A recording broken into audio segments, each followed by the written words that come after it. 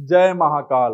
भगवान सदाशिव आप सभी को शुभता और कुशलता प्रदान करें, इसी कामना के साथ मैं आनंदाचार्य आप सभी का अपने इस बेहद विशेष कार्यक्रम में स्वागत करता हूं, आप सभी का अभिनंदन करता हूं। मित्रों, दैनिक जीवन में ग्रहों की शांति कार्यक्रम में इस दूसरे एपिसोड में मैं आप सभी को गुरु, शुक्र, शनि, राहु और केतु ग्रह को प्रसन्न करने के बारे में बताऊंगा। मैं आप सभी को बताऊंगा कि आप इन ग्रहों की अशुभता को समाप्त कर शुभता को कैसे प्राप्त करेंगे। मित्रों, बिना देर किए आगे बढ़ते हैं और आप सभी को बताते हैं कि आप गुरु ग्रह को कैसे शांत कर सकते हैं, आप किस प्रकार से गुरु ग्रह को अनुकूल बना सकते हैं, वह कौन से ज्योतिषीय उपाय हैं जिनके करने से गुरु ग्रह की प्रतिकूलता समाप्त हो जाएगी।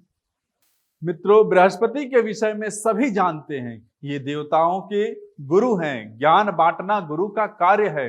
इसलिए यदि ईश्वर ने आपको ज्ञान दिया है तो आप भी उसे बांटने का प्रयास करें, अधिक से अधिक लोगों की ज्ञान वृद्धि करें, विद्यार्थियों को विद्या प्रदान करें, गरीब और असहाय बच्चों को विद्यालय को दाखिला दिलवाएं, ऐसे बच्चों की शिक्षा का इंतजाम करें जो स्कूल का शुल्क नहीं उठा सकते हैं, गरीब बच्चों को निशुल्क शिक्षा दें, मंदिर अथवा धर्म स्थान आदि में जाकर गंदगी हटाएं, स्वच्छता अभियान चलाएं, स्वच्छता अभियान को धर्म के मार्ग पर ले आएं और इन जानकारी को ज्यादा से ज्यादा लोगों तक पहुंचाएं।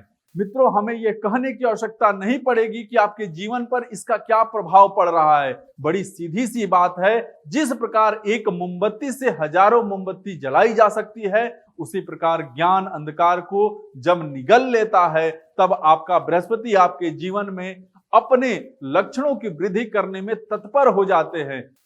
मित्रों, अब मैं बात शुक्र ग्रह की करूंगा। मैं आप सभी को बताऊंगा कि शुक्र देव की कृपा प्राप्त करने के लिए आपको क्या करना चाहिए। मित्रों, शुक्र को सभी ग्रहों से सबसे चमकदार ग्रह माना जाता है। चूंकि शुक्र एक शुभ ग्रह है, इसलिए इस ग्रह के कारण कई सुख सुविधाएं मिलती हैं, लेकिन खास तौर से प्रेम और भौतिक सुखों में शुक्र की मजबूती बढ़ती है। इसके साथ ही वैवाहिक जीवन में भी शुक्र की स्थिति का असर पड़ता है। शुक्र ग्रह विलासिता, सजावटी सामान और ग्लैमर पर भी प्रभाव दिखाता है। मित्रों, आपने कई लोगों के घरों में देखा होगा कि उनके घर अस्त व्यस्त रहते हैं, उनके घरों में सामान बिखरा पड़ा रहता है, चीजें अपनी जगह पर नहीं होती है। निसंदेह यह निशानी शुक्र ग्रह के विपरीत होने की है। यदि आप शुक्र ग्रह को अनुकूल करना चाहते हैं, शुक्र देव की कृपा प्राप्त करना चाहते हैं, तो बस आपको करना यही है कि आप अपने घर की वस्तुओं को साफ सुथरा रखें, अपने घर को सजा संवार कर रखें, सामान इधर उधर बिखरा पड़ा नहीं रहने दें। यदि आप ऐसा करेंगे तो आपके घर में सुंदरता का वास होगा। शान और शौकत के साथ साथ सुंदरता आंखों के रास्ते मन में भी उतर जाएगी। इसके अतिरिक्त जो लोग आलस्य की वजह से बिस्तर पर पड़े रहते हैं, वो भी यदि यह आदत छोड़ दें तो आपके शुक्र को बल अवश्य मिलेगा। जहां शुक्र ग्रह की कृपा होती है ना मित्रों, लक्ष्मी की कृपा भी वहीं होती है। मैं आप सभी को बताऊं मित्रों, सुंदरता का प्रधान ग्रह होने के कारण शुक्र को सुंदरता प्रिय है और शुक्र को प्रिय है उसका शुक्र प्रिय है।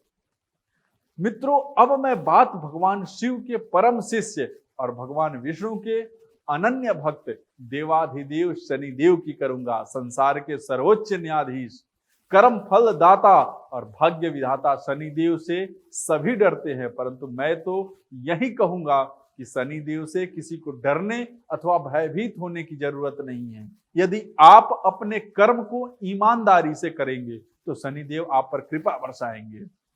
मित्रों, यदि आप अपने कार्य के प्रति न्याय करेंगे, अपने माता पिता की सेवा करेंगे, बड़े बुजुर्गों और जरूरतमंदों की मदद करेंगे, अनाथों के नाथ बनेंगे, तो आपको शनि को प्रसन्न करने के लिए भिन्न भिन्न प्रकार के उपाय नहीं करने पड़ेंगे। मैं आप सभी को यह भी बताता चलूं कि शनि का काम किसी भी कार्य में देर लगाना है, क्योंकि शनि की गति अति मंद है। यह मंद गति इसलिए भी है क्योंकि वो न्याय के देवता है और न्याय हर पहलू को ध्यान में रखकर किया जाता है। मित्रों, तोल मोल से संबंधित कार्य है तो गलती चाहे मिलावट के रूप में हो या मात्रा के रूप में अपने कार्य के प्रति न्याय कीजिए।